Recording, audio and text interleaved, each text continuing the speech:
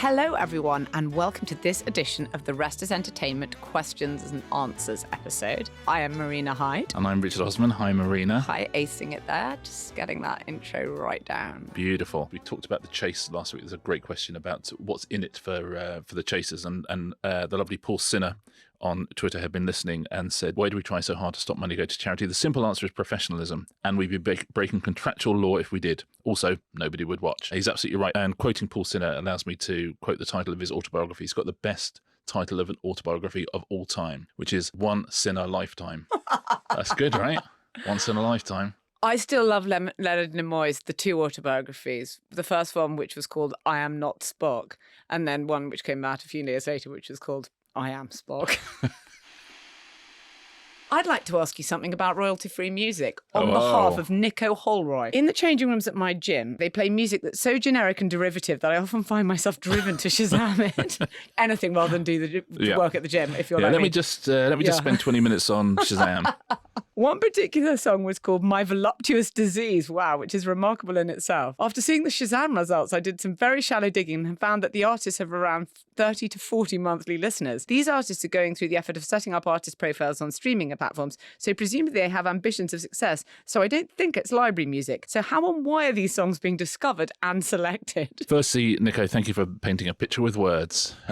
We know a lot about your life. Now, you've uncovered quite a huge story here, actually, because there's a huge court case in the States a couple of weeks ago, and this is part of the same thing, which is it is AI generated music. It is fake music, and there are huge scams now of people creating music with AI, creating band names and songs with AI, which is where My Voluptuous Disease comes from, and literally just raking it and having bots just listening to it, and constantly and having bots just constantly listening to it. I don't know why it's playing at your gym. That I think is interesting. So I wonder if it's like a playlist that they somehow subscribed to, because if they have, something very dodgy is going on. I think it will save you 20 minutes on the weights. Just just do anything. Do you know what? Before I do my next reps, I might go and talk to the manager about the copyright of the music he is playing. He's not in. It's fine. I'll wait. I will wait in reception. So in the States, there's a guy called Michael Smith who did exactly that. He was a musician himself, and he started off uploading songs from music catalogs, but he turned to AI-generated music, and essentially just absolutely flooded Spotify with huge amounts of music, huge amounts of bands, huge amounts of songs, and had bots listening to them. He made more than $10 million from this. No way. Yeah, $10 million. Before at home, you sit there thinking, "Oh, well, perhaps I'll do that." That sounds like a great idea. He's currently in court. He's been charged with wire fraud conspiracy, and a lot of counts against him. And each count carries a maximum sentence of 20 years in prison. So Michael Smith is in an awful lot of trouble, although he did make 10 million. But he's got nothing to do with My Voluptuous Disease. He is not the My Voluptuous Disease guy. His titles, he had an alphabetized list. Some of his songs were called Zygotic Laney, Zygotic Washstands, and Zyme Bedawing. Some of the names of the artists: Calliope Bloom, actually not a bad name. Callus Humane. That's a character in a Marvel movie. Yeah. And this sounds like an Edinburgh indie band, Calvinistic Dust. So these are all fakes. 10 million he made, but he's going to go to prison for a very long time. So this is a huge thing. People are uploading this stuff, getting bots to listen to it. Spotify is sort of obviously across it and finding ways to deal with it. But the very fact it's been played in someone's gym, well, that's interesting, isn't it? Well, one of the other pieces of news this week was Lionsgate just turning over all their films and TV shows to an AI company so that they can crawl all over it. And I quite like the idea. It's like Lionsgate, right, okay. Are they training on Megalopolis? Are they? Right, that'd be good then. Maybe one like that. See how you get on. And also, so they're getting paid a fortune for it, but obviously a one-off fee. But also that they are saying actually in return, it means that particular AI will be incredibly useful to us in terms of cutting trailers and editing and stuff like that. So again, to our creators, whose work we've trained it on. Yeah, exactly. It's not great, is it? Not great, is it? Yeah. No, I don't think it's gone down like a delicious sandwich in the creative community. Yeah, exactly. I think the creative community, if they had a phrase for it, it would be My Voluptuous Disease, I think. Nico, thanks. That's an amazing question and really, really interesting story as well, the whole Michael Smith thing. But once you notice it. You'll start noticing it everywhere. But please don't go and listen to My Voluptuous Disease. Everyone's just going to go and listen to My Voluptuous Disease now, aren't they? I'm on sorry, Spotify. I'm going to do it. And whoever is behind it is going to make a fortune and then go to prison. They're going to have how many more streams, though? Yeah, exactly. Yeah, but listen, but you probably go to prison for longer. Yeah, okay. It'd be like Wet, Wet, Wet when they said, please, you have to delete Love Is All Around because I can't bear people listening to it. My Voluptuous Disease guy is going to be going, please stop listening to it because the police are around. Still, listen, stops us going to the gym, doesn't it? I have a question for you, which is probably won't involve quite such lawlessness. It's something more wholesome for you, Marina, from Chris Spiller. Chris says, have you noticed that there appear to be around 30 new novels a month written by Japanese authors concerning cats? Is this going to be another AI story? I am in Waterstones now and can see We'll Prescribe You a Cat, Before the Coffee Gets Cold, The Full Moon Coffee Shop, The Travelling Cat Chronicles, and about 10 others. I just wondered whether you had any insights into this Japanese feline literary cultural phenomenon. Right. Okay. First of all, Chris, you are right. It is a phenomenon, and and it has also, by the way, been a phenomenon for many centuries. I think the first novel in the world is like in the 10th century, and it is a Japanese novel about called The Tales of Genji, and that is the first, and it's about a cat. Oh, Genji is a cat. Yeah, that's a good name for a cat. I think. And that is supposedly the first novel. They've got this massive long literary tradition, and they, and there's cats as catlit. They don't call it catlit, by the way. Cat litter. Cat litter. But first of all, it's about a millennium old, this whole tradition. They have a ton, by the way, they have so many cats. There are some of those Japanese islands where the cats outnumber people 8-1. Also, let's be honest, a cat is a very good kind of character in a book. They kind of sneak around, they're thinking things, you're not quite sure what they are. They're observant, maybe you're being judged, so, and actually one of the big satires was written, but called I Am a Cat, which is like at the turn of the 20th century. It's a bit Route One. Yeah, but it was a big satirical work on the kind of ruling grand classes, and it was from the perspective of a cat. For that reason, there is a long tradition, and it's been going on for genuinely centuries. But I suppose I'm trying to think what other countries have equivalents to some. I mean, it's not quite as big, but I mean, American writers and their dogs. Yeah. There's quite a lot of Old Yeller and Call of the Wild and The Incredible Journey and all those sorts of things. So there's quite a lot of that. But I think that it's quite a unique thing. But obviously it exports very well, which is why you're seeing it in your Waterstones. But the first novel of all time was a Japanese novel about a cat. Was about a cat, and it's miles before. By the way, this is like the 10th century, and we don't have a novel I think popularly the first novel in Britain is Robinson Crusoe, which is basically at the turn of the 18th. So it's must be 1710 or 1720, something like that. So that's the first novel. I didn't know that. Yeah. So they've had one a lot earlier, and it's about a cat. So that's clever. Anyway. So they had a cute novel before they had even like a crime novel. I've got a cat on the front cover of the new book, We Solve Murders. There's a cat called Trouble. Yes. So there you go. I didn't realise I was following in the footsteps. Maybe the Japanese will love that too. Maybe they'll see it. It will not be removed from the Japanese cover of that book, let me tell you. Okay, can you make the cat bigger? If anything. Just put a huge cat on the front. Because they have cat cafes and everything in Tokyo, don't they? Owl cafes. Yes. I'm never sure about that cat cafes, but someone told me they get very well looked after. And if they get stressed at all, they got quiet spaces they can go to. And There was one that opened up in London. Like, my children kept telling me about, saying, "Can we go to?" I don't know if it's still going. I'll find out. But anyway, a cat cafe. But cats loom large in all sorts of their things in literature and in strange things. If you like the cat bus in My Neighbor Totoro, which is amazing. Mm-hmm. If you, that's a real recommendation to get tickets for. If you haven't seen that show, my God, that's coming back. My Neighbor Totoro. I don't know if it's back quite yet, but in the West End, that is extraordinary. And how they all my children just sat through saying, "Will they be able to do the cat bus?" It won't be possible to do the cat bus. Oh my God, they do the cat bus. Oh, they did the cat bus. Oh, they did the cat bus. Don't you worry about the cat bus. Anyway, sorry, that was a deviation. Yes, which is, you know what? It's unlike us. Yeah. Normally, we're absolutely straightforward. This episode is brought to you by Sky, proud partners of The Rest is Entertainment, where you can watch unmissable shows, including The Penguin, starring Academy Award nominee Colin Farrell. I know. Now, Colin Farrell was the Penguin in the Batman movie, and genuinely you wouldn't have a clue it was him. It really shows the magical power of makeup and prosthetics. Incredible performance. Now, in this story, Gotham City is in ruin, in total chaos. The Penguin, aka Oscorp, is out to fill the power vacuum in the city and take control of its criminal Underworld. Come on, man. Not only does it star Colin Farrell, there is a return for Kristen Milioti. Oh, I like her. Yeah, she plays Sophia Falcone, the daughter of the Penguin's former boss. You might have seen Kristen in The Wolf of Wall Street. Brilliant cast. And great world building. Tense, violent, dark, always darker and grittier.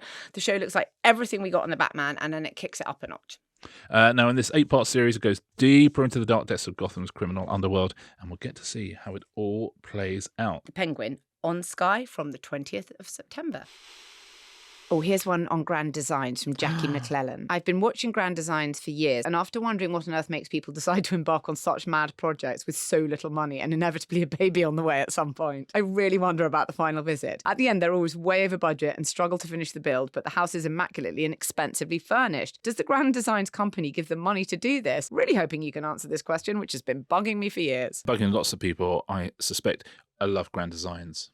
So genuinely, I think it's a brilliant piece of television, and they actually sort of intervene far less than a lot of those shows, which is one of the reasons it's so great. The other reason it's so great is I think it has the most underrated television presenter working today. Kevin McLeod. You watch some of those shots that he does. You know, like the sort of one shot at the beginning of Goodfellas. You watch the shots of Kevin McLeod where does this sort of word perfect summation of everything we've just seen about life and about space and about the clouds above us, and you just got a shot sort of going away from him, like almost like 30 seconds sometimes. Yeah. He absolutely fluff-free, beautifully done. So I thought actually we would get Kevin McLeod himself to answer this question for Jackie, and here he is. Hello, Jackie, it's Kevin here, and thank you so much for your question. No, we don't pay our contributors, our grand designers, to appear on Grand Designs. No, they do it out of love, and I think because they're looking forward to a really nice, expensive-looking home video that we sort of prepare for them. We do give them a tiny little contribution towards their expenses in relation to filming alone. That's it. But no, they do it for the joy of it all. And aren't we grateful? Thank you so much. How about that, Jackie? The man himself giving you the answer. And he's right. I think that's the reason it's so great is they're not sort of saying to people, oh, would you like to do a TV thing and do Up a House? People who are doing Up a House already say we would like to be on TV, and they just follow it. The contribution he's talking about is literally nothing other than occasionally, if a film crew is there, it will disrupt you by half a day, and it will disrupt your work by half a day, and therefore you're paid for filming, for being a participant. There might be trades who need compensating because they're literally your own money. But that's why it's oh my god, I love.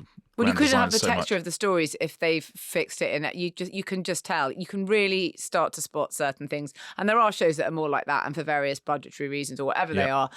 You get it, but something like that would be. I mean, you can't fake that. I don't think. Well, you got something like Great House Giveaway that Simon O'Brien does on Channel 4, which it takes two people who can't get on the housing ladder. Channel 4 give them some money to do up a house, and they keep the profits of that thing. So that's again absolutely above board. You know exactly what's happening, and the idea of the show is to give people who couldn't get on the housing ladder, give them an opportunity to do it.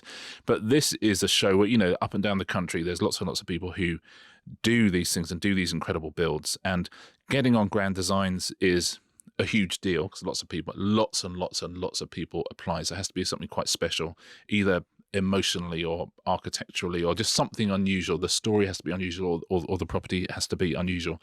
And there's a roaring trade now in Airbnbs that are in Grand Design houses, or if small one of them, spaces. I've stayed in one. I've stayed in the big green bus that was on George Clark's Sports. I've stayed in it twice. It's a big green bus that was they converted into somewhere you could stay. It's brilliant. I mean, we loved it when we were little. The children wanted to go there the whole time. We went twice.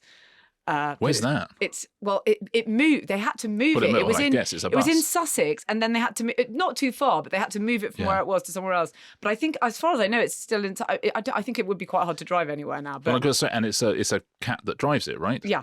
Yeah, big cat bus. Grand Designs is one of those shows that essentially it's a documentary. Essentially, it's it's following exactly what happens. And one of the interesting things is that it feels like the problems are always solved. They always find a way around their problems because the shape of the shows are often very, very similar, which is, hopes and dreams, then there's a problem. Then the glass hasn't turned up from Holland. I'm pregnant. Yes, I'm pregnant. Suddenly the mortgage that the bank offered you has run out, so you have to go back for another one. They have to come back and value it again, and then they're in there and everything's fine. But the way that they are transmitted, Grand Designs, is it's one of those things like Homes Under the Hammer, like 24 Hours in Police Custody, lots of those things, is you only transmit them once the whole story has finished. So the next series is starting this week, and there'll be a whole series of episodes, and they are going out in this order because they are the ones that have just been finished. But they are not the ones that have just been started. So some of those would have been started 2 years ago. Some of them will be 6 years ago.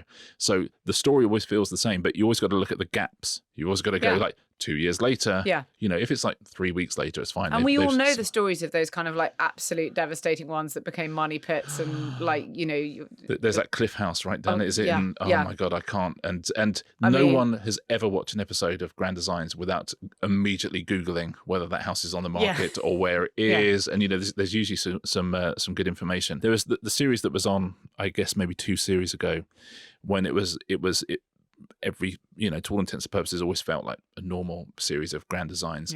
And there would always be, you know, they wanted to get in for Christmas, but actually they hadn't got in for Christmas and it wasn't quite watertight. And then it would just say February 2020. And you go, no. COVID is coming. And every single episode, you're just thinking, you've just got another 18 months of delays added on here. Now we're slightly post-COVID in this series of Grand Designs. But so it feels like all problems are solved and all problems are eased away because actually time is very, very different in different episodes of it. But they are very non-interventionist. Yeah. Because I'm sure if you were building a house and you said to a contractor, you're going to be on Grand Designs. By the way, if you were the channel, the production company, you would be absolutely, if you even heard a whisper of that contractor would be off the job in a heartbeat because you just couldn't be involved. But if you were making the house yourself, you might say, shh, maybe we could get this for 10% cheaper. And, you know, and then when the contractors come up, they realize that there's no cameras here because no one is interested in the loft installation. So, you know, I imagine those stories go on. But no, it's the reason it's so great is they turn up, they point the cameras at what's happening anyway. And you've got Kevin, who's such a unique combination, I think, in that technically he really understands what's going on. Yeah. So he'll turn up at the beginning and he'll work out what it is they're trying to do, or work out what it should cost. If they've got some new, you never see him happier than if they've got some new way of insulating or some new method that he hasn't seen before. But he's also incredibly empathetic. And so by and large, you see when he's his final piece to camera, he's usually found something emotional about the couple or the family, or, you know, they built it on land that the grandfather owned or something. He'll find something to do with that, and he'll find something to do with the way they built the house, and he'll absolutely knit them together in a way that's so difficult to do, and he does it week after week. He does it with real heart and real emotion, and that's why I think it's the absolute granddaddy / grandmummy of all of those property renovation shows. Marina, Ben Kelly has a question for you. Ben asks, while watching season 2 of Slow Horses, one of our favourites, I wondered if there were any restrictions on writing storylines in MI5 CIA dramas so as not to cause some kind of beef with countries portrayed to be the villains. In Slow Horses, for example, the Russians appear to be the agents planning attack in the UK. Do such storylines risk causing further diplomatic rifts with these countries? I'm not really sure that we could have a deeper diplomatic rift in some ways with Russia right now. I mean, we still have an ambassador on our soil, so I guess there are could go a tensions. bit deeper. We've got there are tensions. I don't think the pressure for this never comes from anyone, you know, within the government or the agencies or anything like that at all. What it comes from is a commercial pressure, and it comes from the companies. Now, on something, you know, Apple, and we talked about this a couple of weeks ago. You don't see any Chinese villains in almost any of these companies now, ever, because everyone wants China. Apple particularly want China for their iPhone market and for the materials for use in their technology. You will. This is what led to Jon Stewart departing from Apple, from the platform completely, because he wasn't allowed to do any shows about China. Guy Ritchie had a movie. Who? Guy Ritchie, he's the director. Don't know why you haven't heard of him, but he had a movie which was going to come out in 2022, which had some Ukrainian baddies, some Ukrainian gangsters, which he and you could see them in the trailer, and then he sort of repurposed it so that they were. I mean, anything can be anything in one of his films. I don't think it's specifically. I don't think he'd done a huge amount of research. Anyway, so their sort of nationality was removed from that, so he could release it. But that delayed release of that. Tehran. Have you seen that? It's really good. It's about it's about a Mossad agent that infiltrates Iran, and that has been completely paused since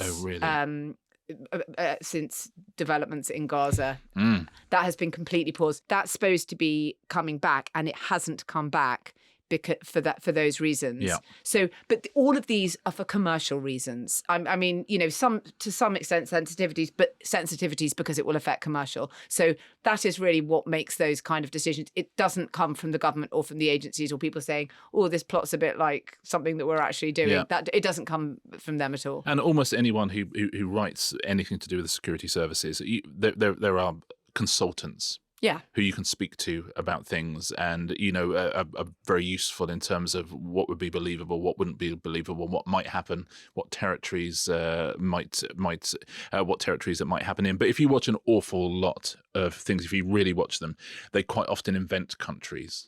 Yeah. There's if you're ever in the Middle East, it's an invented Middle East country. Often in Eastern Europe, it's an invented Eastern European country.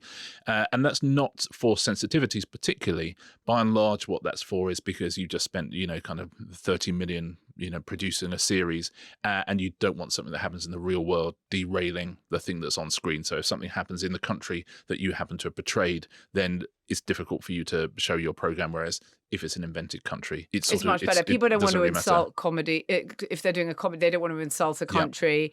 Yep.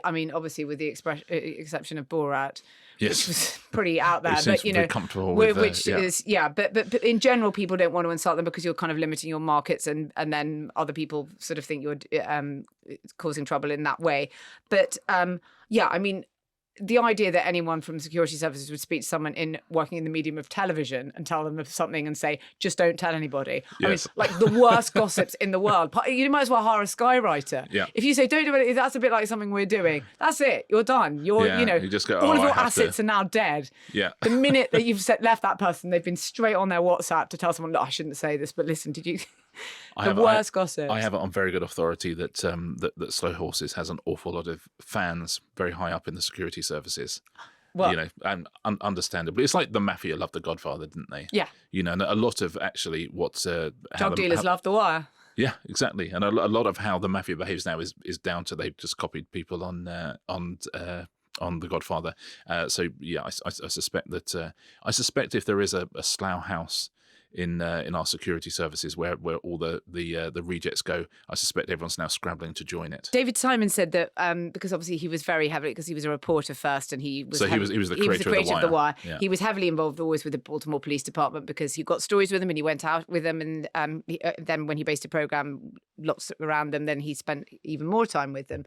But he said that one time the real police were listening to a real wire, and they heard one of the sort of drug dealers they were following say, "Why are you calling me when the wire's on?" Here we go. One from Josh Kilmister. Josh Kilmister. Kilmister, apparently. That's cool. That was Lemmy's real name, wasn't it? He was Ian Kilmister from Motorhead. Yes. Wow. In the latest final episode of the Grand Tour, Sob, on Amazon Prime, the crew are shown launching a VW Beetle off the side of a cliff. How, if at all, do they go about cleaning up the mess they leave all the way down the cliff? I asked Jeremy Clarkson this question. He was furious to be asked it. He said, look, we absolutely make it clear on the show we are not interested in your call. Because the whole life, if ever you push anything off anywhere on any TV program, people are like, oh, I hope you cleared that up. You think, yeah. Of course we cleared it up. We've got a television program. We're literally we got the law of the land. We don't just go, yeah, come on, let's just leave it at the bottom of the cliff, shall we? We're the Grand Tour. We do whatever we want. So he says, listen, I am not interested in answering this question in any way, but I will say, of course, it was cleared up. But that's the point with all of these things. If a car goes off a cliff for whatever reason, someone eventually goes and clears it up. A recovery boat or a recovery. Some of the big movie stunts can take weeks to clear up. Yeah. Like, you can't just like fly tipper freeway in the Atacama Desert. If they've built one, they will have to clear it away, whatever stunt they've done, and take every piece. And it can take, obviously the stunt is filmed often with, only a couple of takes because it's difficult to repeat. And then the clean art is just weeks and weeks and weeks. Weeks and weeks. And the joy of the Grand Tour is it looks like everything's very casual, and it looks like they're being crazy, and it looks like, and they are, of course, and there's a lot of fun being had. But everything is cleared up. Jeremy says they probably turned it back into a car by now. He's saying it is absolutely cleared up. If there was any oil, that's all been cleared up. Every single thing you ever see on television, movies, is the environmental protections are through the roof. Yeah. So if it's fun though it is to launch a VW Beetle off a cliff, there is 3 weeks of less fun, which is not being filmed afterwards. By the way, at that RTS event that we did last week, which we talked about a little on the other show, Andy Willman, who is the producer of the Grand Tour and Top Gear and Clarkson's Farm, all that kind of stuff, he was talking. We talked about how brilliant he is before, and he was great, and it was fascinating talking about those shows. But one really, really interesting thing that he said, I thought, was, he said, when we went to Amazon, people started saying, oh my God, you'll be able to get away with anything now. Yeah. And he said, there was nothing I couldn't have got away with on the BBC. He said the BBC was so incredible with us, with Top Gear, that anytime, however ridiculous the stunt we suggested or the thing we wanted to do, they would find a way of making it happen. And I thought, how great, after obviously there was a breakdown in relations between everybody, how great that he still stands there and says what an amazing job the BBC did on that show. So I thought that was very, very interesting. He was sort of funny about it when they said, oh, you'll be able to do anything like it. It's like, have you seen the show we did in the BBC? I mean, they were doing anything. They were doing anything, Yeah. So I agree with that. So thank you to Jeremy. Thank you. And by the way, we asked that question because so many people asked it. Yeah. I mean, I know that it came out recently, the final episode, but we've been asked that question so many times. I felt we had to ask it. So the answer from Jeremy Clarkson is, please don't ask me that question. But brackets, rest assured, everything was okay. Here's a question this is one of those ones that everyone always wants to know. If we were doing this podcast in the 80s, firstly, people would be going, what's a podcast? But secondly, they would ask this question, but it remains a question people always want to know the answer to. And Sandy Cleland has asked it. When I was a kid in the 80s, there was a small white and black flickering box that would appear in the top right corner of the TV screen when an ad break was coming up. Why did it do that? It still happens to this day. Yeah, it does sit on some live things. That's the Q dot.